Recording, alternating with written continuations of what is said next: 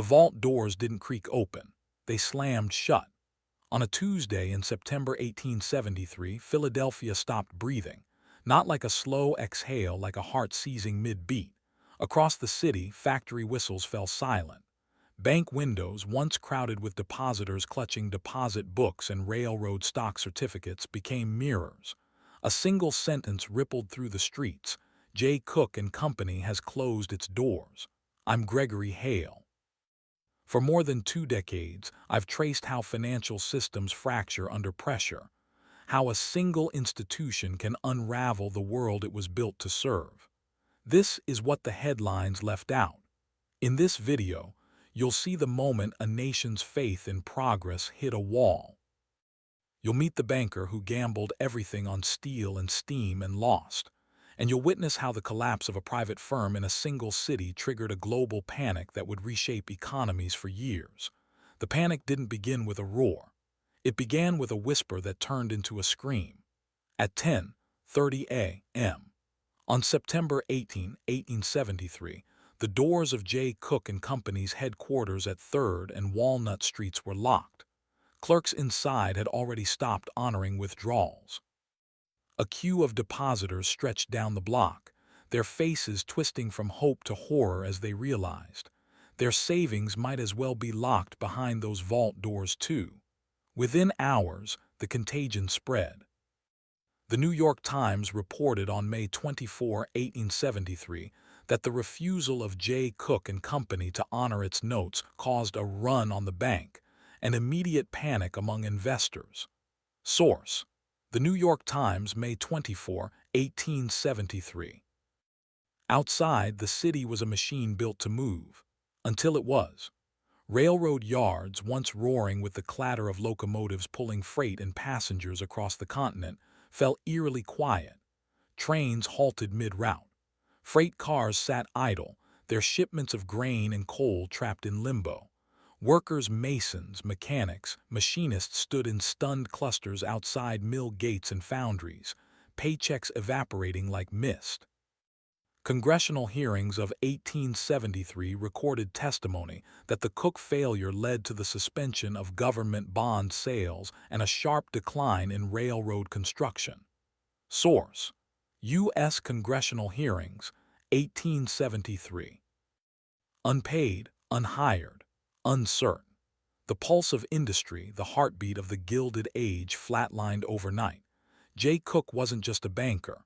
He was the architect of American expansion. Born in Ohio in 1821, Cooke built his fortune not on gold or land, but on an idea that the future of the United States lay not in farms or state houses, but in steel rails stretching from coast to coast. He pioneered the sale of war bonds during the Civil War, earning the nickname, the financier of the Union. But his true obsession was railroads. By the 1870s, Cooke's firm had become the financial backbone of the Northern Pacific Railroad, a daring project to connect the Great Lakes to the Pacific Northwest. He sold bonds by the millions, plastering ads across newspapers, churches, and town squares. Invest in America's tomorrow. His reputation was immaculate. His word was ironclad until it was. The house of cards began to tilt in 1872. The Northern Pacific's construction stalled, too costly, too slow, too risky. But Cooke had already borrowed against future bond sales to fund current projects. When investors grew wary, he doubled down. He bought more bonds himself. He leaned on banks. He gambled that success was just one more shipment, one more loan, one more miracle away. Then, on September 17, 1873, reality caught up. The failure of Jay Cooke Company, a major bank that financed railroads, precipitated a credit contraction that spread from the United States to Europe, marking the start of the Panic of 1873. Source: Federal Reserve History. The credit freeze was instantaneous. Banks that had lent to Cooke now faced their own insolvency. The New York Stock Exchange shuttered for 10 days. Across the Atlantic, London's financial district recoiled. Creditors in Liverpool, Paris, and Berlin froze American accounts. Trade halted. Ships sat in harbors, their holds full, their owners broke. Charles P. Kindleberger documents that the Cooke Bank's insolvency triggered a wave of bank runs and the suspension of credit markets across the United States and Britain. Source: Kindleberger, Manias, Panics, and Crashes. In Philadelphia, the epicenter of the quake, the streets told the story. A tinsmith named Thomas Wilson stood outside a dry goods store, his hands trembling. He had deposited $1,200, nearly every dollar he owned, into Jay Cooke Company 6 months earlier. Now the teller behind the barred window wouldn't even meet his eyes. "I asked if I could get a draft," Wilson later testified. "He said, 'No, sir, we can't pay.'" How did one bank's failure become everyone's problem? The answer lies not in the vault but in the web. Jay Cooke Company wasn't just lending money. It was the central node in a vast network of trust. Railroads like the Northern Pacific couldn't operate without his bonds. Banks in Chicago and St. Louis relied on his credit to fund their own loans. European investors held his paper as safe as government securities. When Cooke failed, the network collapsed. Credit markets froze. Borrowers, from small farmers to railroad tycoons, couldn't roll over debts. Factories idled. Wages vanished.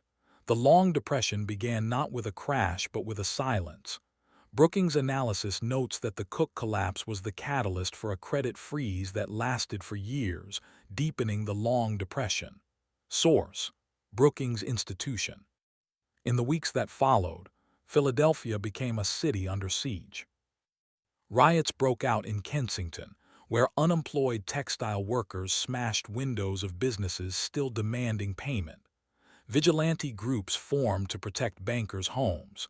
Newspapers printed daily lists of firms that had suspended operations. The panic didn't just ripple, it roared. But here's the question no one asked at the time. What kind of world allows a single man's gamble to decide the fate of nations? We live in an era of instant transactions, algorithmic trading, and central banks that act in hours. But in 1873, finance moved at the speed of horse and telegraph. There were no emergency loans from the Federal Reserve because there was no Federal Reserve. There were no deposit insurance schemes, no bailouts, no safety nets. When Jay Cooke's vault doors slammed shut, they didn't just lock away money. They exposed a brutal truth. The modern economy wasn't a pyramid of strength. It was a house of cards built on promises, leverage, and a fragile thing called confidence. And confidence, once shattered, doesn't easily return. This wasn't just a bank failure. It was a system failure. As the sun set on September 18, 1873, Philadelphia's streets were dark not just from dusk, but from despair. Factories stood silent, trains sat idle, bankers locked their doors, and in the shadows of Walnut Street, a single question hung in the smog-choked air. What happens when the banker who broke the world is the one that built it? That's what we're uncovering in this video. We'll trace how Jay Cooke's gamble on steel and steam became a gamble on civilization itself. We'll expose the hidden connections between railroads, banks, and politics that turned a private crisis into a global catastrophe. And we'll ask, could it happen again? But first, we have to understand how it began. In the next 10 minutes, we'll meet the men who gambled everything. We'll walk the railroad lines that carried the collapse like a wildfire. And we'll stand in the ruins of a dream that dared to believe the future could be built on credit alone. The panic isn't over. It's just beginning. Jay Cooke's empire rested on one simple idea: dump enough railroad bonds into the market to keep the crews on the rails, the steel mills humming, and the investors breathing the same air. He kept firing off issues back to back, hoping a fresh wave of cash would plug the holes left by money already stuck in half-built track. Back then they called it continuous inflow. The bank would float a new issue, pay the workers, float another, and the whole thing would keep rolling so long as confidence didn't crack. When the first of those issues began to lag, the delicate balance tipped. By late spring, 2 major Midwestern rail lines simply couldn't meet payroll. Workers quit laying ties, locomotives idled on half-finished grades. It wasn't a local hiccup. It sent a tremor through a supply chain that stretched from Pennsylvania iron foundries to Wisconsin timber yards. Source: Federal Reserve History. The missed bond payments forced Cooke and Co. to default on its own notes. The New York Times noted that the refusal caused a run on the bank and sparked immediate panic among investors. Source: NYT. Within days, the New York Stock Exchange was flooded with sell orders for railroad securities, and bond prices nosedived. Across the pond, London's bond houses, who'd been treating American rail paper as a safe haven, started dumping their positions, scared that the same credit freeze would follow them across the Atlantic. The reaction came fast and in lockstep. New York investors, already jittery about halted construction, pulled deposits from other banks financing the same rail projects. Their money sprinted into gold and treasury bills, leaving a liquidity vacuum that other banks simply couldn't fill. In London, the panic showed up as a sudden pullback of foreign capital.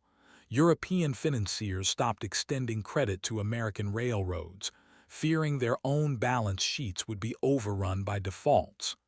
Source: Brookings. Among the alarmed financiers were the names that would later dominate American finance. J.P. Morgan, still a junior partner at Drexel, Morgan & Co., watched the cascade with a mix of dread and opportunity. Across the ocean, the Rothschilds and the city's House of Trade felt the pressure as their London-based subsidiaries saw credit lines freeze. The panic was no longer a regional hiccup. It had become a transatlantic contagion threatening the whole interbank credit system. Source: Kindleberger. The ripple effect stretched far beyond the high walls of Wall Street and the marble chambers of the city.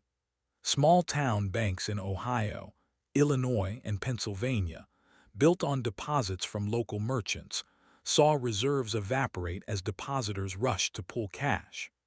Merchants who'd ordered lumber on credit suddenly couldn't pay their bills, and farms that depended on those supplies faced a sudden shortage of seed and equipment.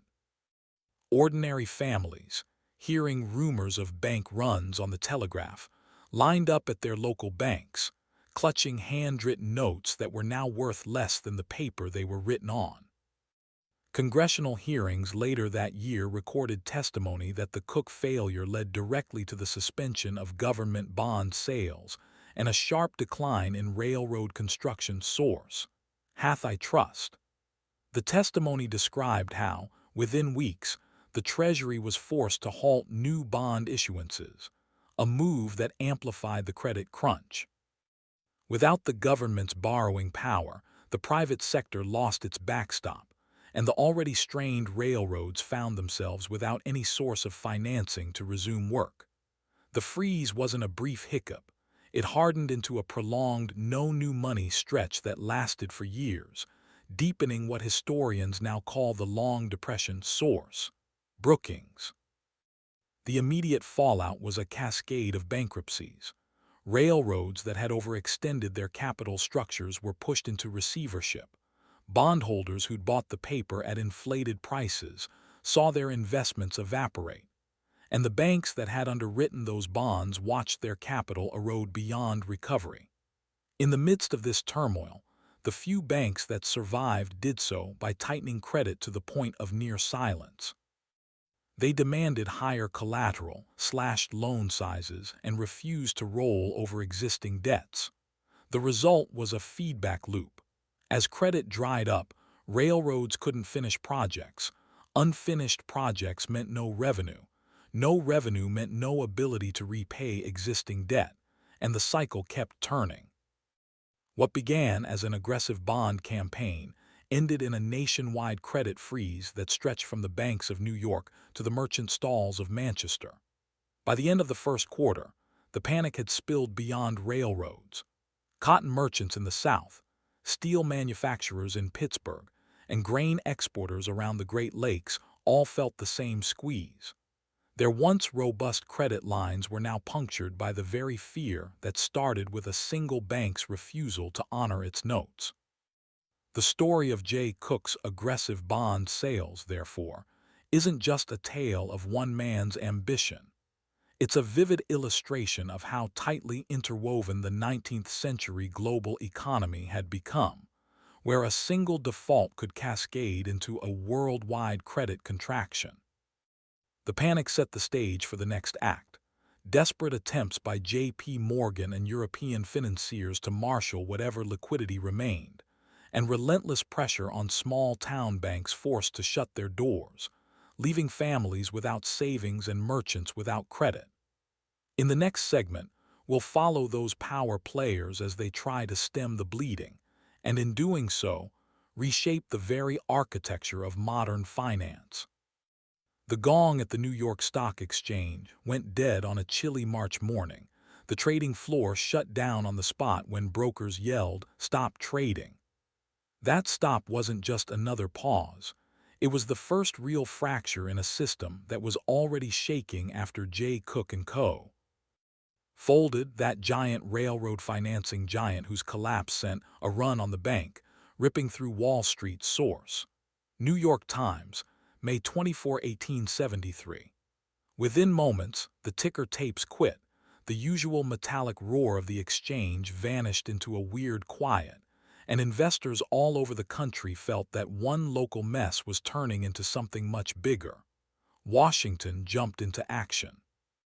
Treasury Secretary George S. Rogers fired off a pile of emergency memos, betting that dumping fresh government bonds would calm the jitters. At the same time, the Treasury offered short-term loans to the banks that were drowning, hoping to tell depositors, "Don't worry, Uncle Sam's got your back." But every offer got met with side-eye. The banks, still spooked by Cooke's meltdown, refused to touch the bonds they figured would be trashed the second the market locked up. Source: Federal Reserve History. The Treasury's rescue attempt collapsed faster than it started, leaving a gap that even fat private wallets couldn't fill. Historians now call the spring of 1873 the opening act of the first real modern financial meltdown. Charles P. Kindleberger points out that Cooke's crash set off a domino effect of bank runs and credit freezes across the United States and Britain. Source: Academic. DOI 10.23071,828,505. In days, banks in New York, Boston, and Chicago slammed their doors on withdrawals. Across the pond, London's financial district got the shivers as British banks yanked their cash, scared they were too tied to American railroad debt. The credit squeeze spread like wildfire, freezing not only new railroad dreams but also existing deals and city bonds. Later, Congressional records showed the government couldn't sell bonds at all, and railroad construction tanked, marking a full-blown freeze on capital. Source: Hathaway Trust.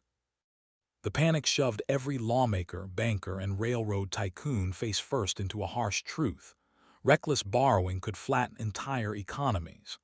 After it all settled, Congress pushed for stricter banking rules, demanding clearer books from places that used to keep everything in the dark.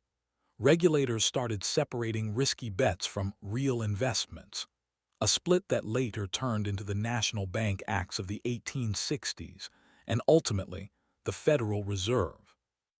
Railroad financing, once Wall Street's golden child, got hit with tougher rules on how much cash it had to keep on hand, and bond sales had to list honest timelines for building.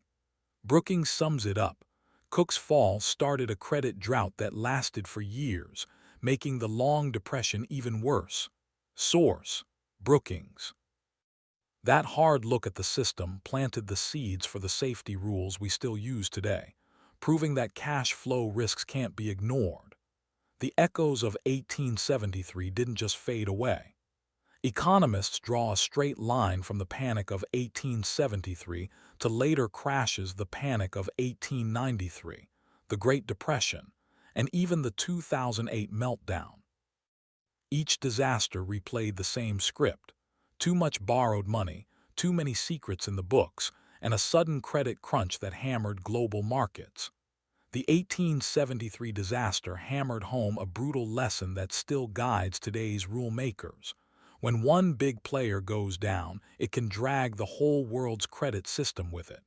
Today's bank stress tests, cash cushions, and living wills.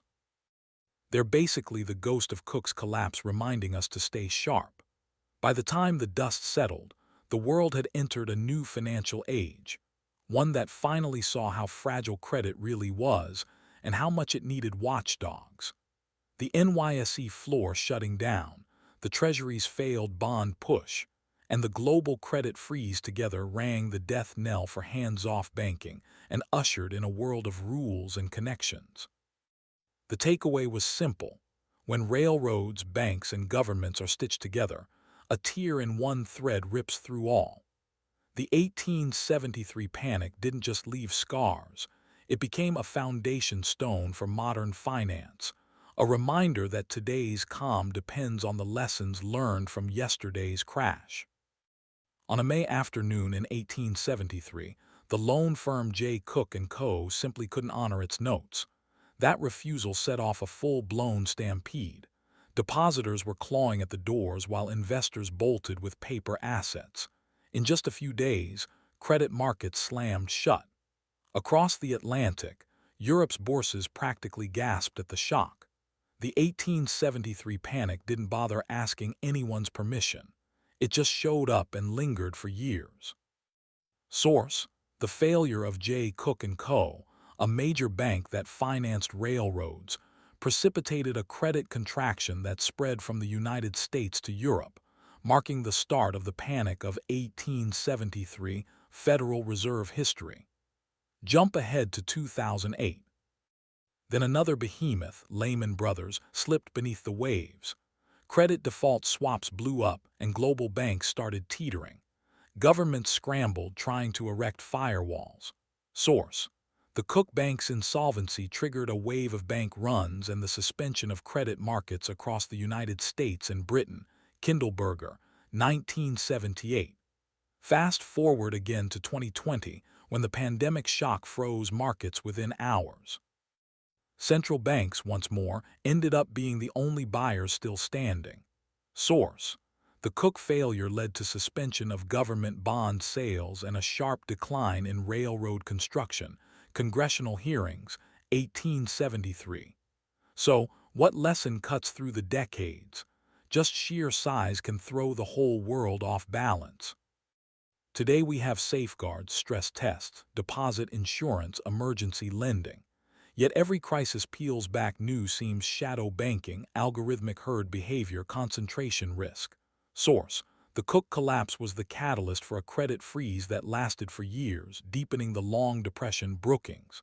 Ask yourself this: are today's walls high enough? Drop your answer in the comments. Then hit subscribe and tap the notify button. The past isn't just a relic, it's a mirror. And it's still watching us.